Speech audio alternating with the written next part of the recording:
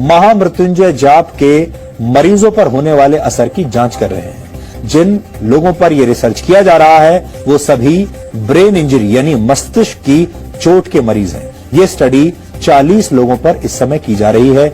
इन 40 लोगों को 20-20 के 2 समूहों में बांटा गया है। इसमें से एक समूह को महामृत्युंजय मंत्र सुनाया गया, जबकि दूसरे समूह को यह मंत्र नहीं सुनाया गया। जिन मरीजों के लिए महामृत्युंजय मंत्र का जाप किया गया उनमें से कई मरीज कोमा में थे।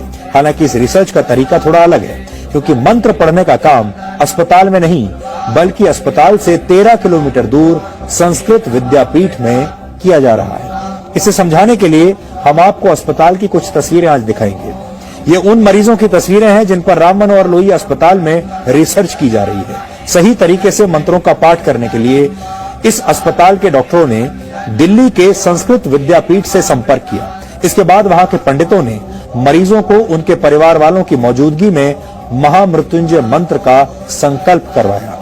डॉक्टरों और मंत्रोच्चार करने वाले आचार्यों का कहना है कि मंत्रों की शक्ति से 20 में से 18 मरीजों को बचा लिया गया, जबकि जिन मरीजों के लिए मंत्रों का पाठ नहीं हुआ उन मरीजों में कोई सुधार नहीं देखा गया। महामृत्युंजय मंत्र का अर्थ है मृत्यु को जीतने वाला महान मंत्र। ऐसा माना जाता है कि इस मंत्र का जाप करने से अकाल मृत्यु का डर समाप्त हो जाता है। इस मंत्र की रचना ऋषि मार्कंडेय ने की थी।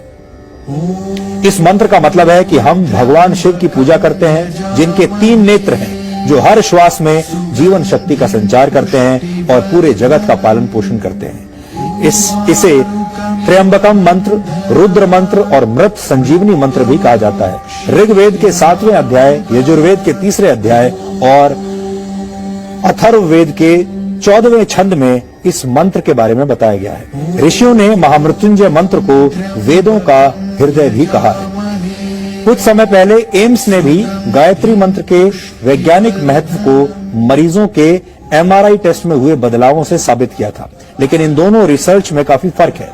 एम्स में मरीजों ने खुद गायत्री मंत्र का जाप किया था, लेकिन महामृत्युंजय पाठ संस्कृत विद्यापीठ में आचार्यों द्वारा किया जा रहा है और मरीज वहां से कई किलोमीटर दूर अस्पताल के आईसीयू में भर्ती हैं। इस रिसर्च के जरिए ये समझने की कोशिश की जा रही है कि वेदों और धर्म ग्रंथों में किसी दूसरे के लिए प्रार्थना करने के असर का जो महत्व बताया गया है, क्या उसका कोई वैज्ञानिक आधार है भी या नहीं।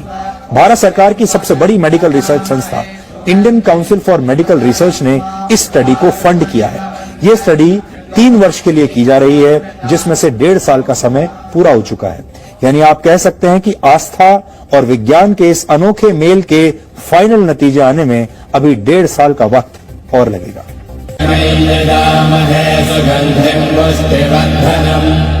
स्वर विज्ञान के हिसाब से माना जाता है कि महामृत्युंजय मंत्र के अक्षरों का स्वर के साथ उच्चारण किया जाए तो शरीर में वाइब्रेशन होता है।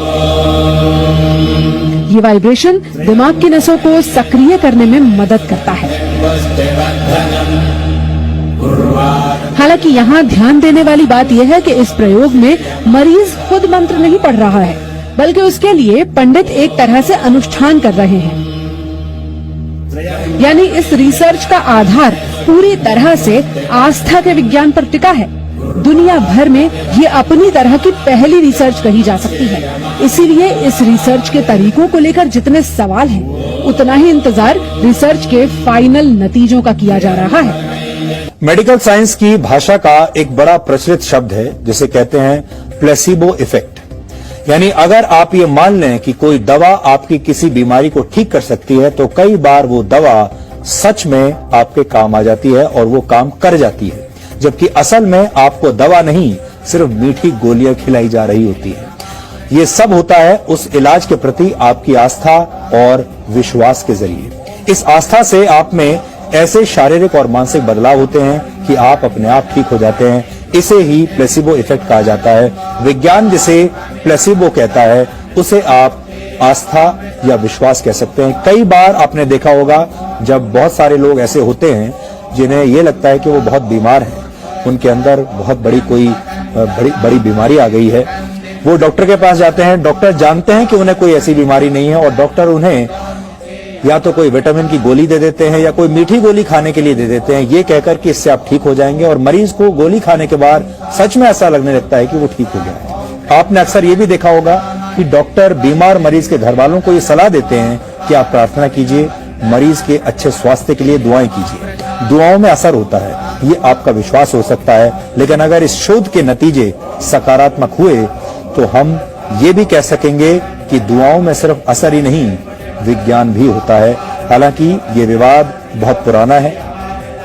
साइंस, विज्ञान और धर्म के बीच ये जो टकराव है ये हमेशा से रहा है, आगे भी रहेगा, और इसीलिए इस टकराव को कम करने के लिए इस तरह की जो स्टडीज हैं वो होती रही है, आगे भी होती रहेंगी, और हम उनके बारे में आपको ऐसे ही बताते रहेंगे।